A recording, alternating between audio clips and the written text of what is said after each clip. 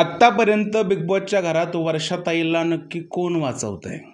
खरंच वर्षाताई इथपर्यंतचा प्रवास बिग बॉसच्या घरात डिझर्व करतात की नाही, याबद्दल थोडंसं बोलूया. नमस्कार मित्रांनो, माझं नाव तुषार आणि 7 स्टार मराठीमध्ये तुम्हा सगळ्यांचं पुन्हा एकदा स्वागत आहे. कालपर्यंत आपण सूरजबद्दल 1-2 व्हिडिओ बनवले होते. बऱ्याच लोकांनी त्याबद्दल काउंटर म्हणून हा प्रश्न विचारला की वर्षाताईचा नक्की गेम काय आहे? सूरजचा गेम आणि वर्षाताईचा गेम या दोघांमध्ये मला कंपॅरिझन नाही करायचं आहे, पण वर्षाताईंचा गेम काय आहे याबद्दल नक्की बोलायचं आहे.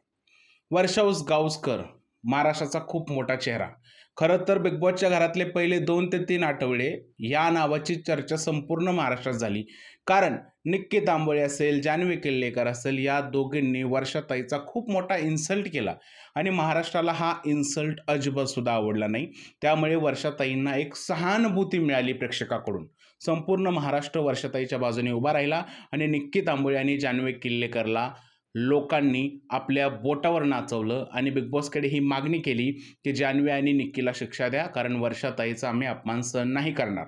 आमारी बिबरला सुद्धा ही गोष्ट आवडली नव्हती, कारण त्यांचा इन्सल्ट होत होता.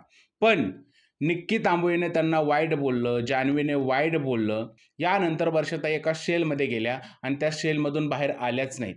खरं तर बी टीमबरोबर त्यांनी राहून गेम पुढे खेळण्याचा प्रयत्न केला, पण त्याच बी टीमबरोबर नंतर वाद घालून पुन्हा एकदा ज्या लोकांनी त्यांचा इन्सल्ट केला होता त्या लोकांची मदत घेऊन बी टीमला टार्गेट करायचा प्रयत्न केला. वर्षाताईचा काहीसुद्धा गेम नाही आहे घरामध्ये. वर्षाताईंना टास्कसुद्धा समजत नाही आहेत. हे स्वतः वर्षाताईंनी कबूल केलं की मला टास्क अजिबात समजत नाहीत. मला अरबाज आणि निक्की टास्क समजून सांगते, मला अंकित आणि पॅडी टास्क समजून सांगतो, हे वर्षाताईंनी स्वतः कबूल केलं.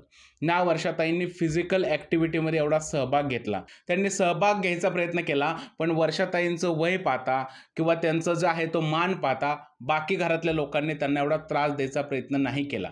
इवन बिग बॉसने ज्यावेळेस असे फिजिकल गेम आले त्यावेळेस वर्षाताईंना डायरेक्ट संचालक केलं आणि त्यांना गेमपासून बाजूला ठेवलं. या व्यतिरिक्त वर्षाताईचा बिग बॉसच्या घरात अजिबातसुद्धा गेम नाही आहे. मला असं वाटत होतं की वर्षाताई यांनी पाठीमागच्या 3 आठवड्यापूर्वीच बिग बॉसच्या घराचा निरोप घ्यायला हवा होता, कारण बाकी लोक वर्षाताईपेक्षा डिझर्व करतात या घरामध्ये. पॅडी दादा वर्षाताईपेक्षा 1000 पटीने जास्त डिझर्व करतो. अरबाज पटेल सुद्धा वर्षाताईपेक्षा 1000 पटीने जास्त घरामध्ये राहणं डिझर्व करतो. वर्षाताईचा गेम त्या तोडीचा नव्हताच, पण अनफॉर्च्युनेटली पॅडी आणि अरबाजला त्यांच्या आधी घराच्या बाहेर पडायला लागलं. इवन आत्तासुद्धा जी चर्चा सुरू आहे त्यानुसार घरामध्ये जे आहे ते खूप वेगळं इव्हेक्शन झालं आहे असं लोक म्हणतात. पण मला खात्री आहे मित्रांनो की प्रेक्षक जे आहे ते महाराष्ट्राचे त्यांनी आता वर्षाताईला वोट केले नसणार, कारण वर्षाताईचा गेम 0 आहे, 0. ज्या पद्धतीने बिग बॉसच्या घरात त्यांच्या कामाबद्दल त्यांना रिस्पेक्ट मिळाली त्या पद्धतीचा त्यांचा गेम नाही आहे. आपण त्यांच्या कामाबद्दल त्यांना रिस्पेक्ट देऊया, पण त्यांचा जर का गेमबद्दल बोलायचं झालं तर त्यांचा गेम 0 आहे. सूरज चव्हाण आणि वर्षाताईबद्दल जर का बोलायचं झालं तर सूरजचा पार्ट 2 वर्षाताई आहेत.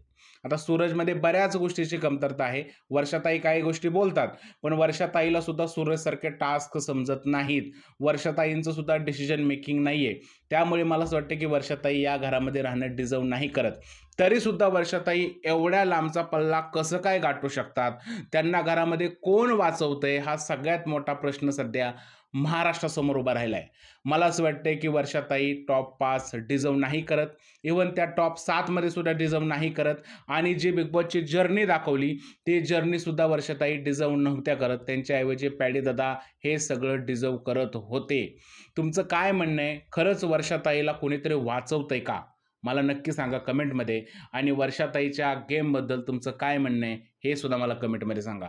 जर हा व्हिडिओ आवडला असेल तर त्याला लाईक करा, शेअर करा, चॅनलला सबस्क्राईब करायला विसरू नका. भेटूया पुढच्या व्हिडिओमध्ये. तोपर्यंत भारत माता की जय.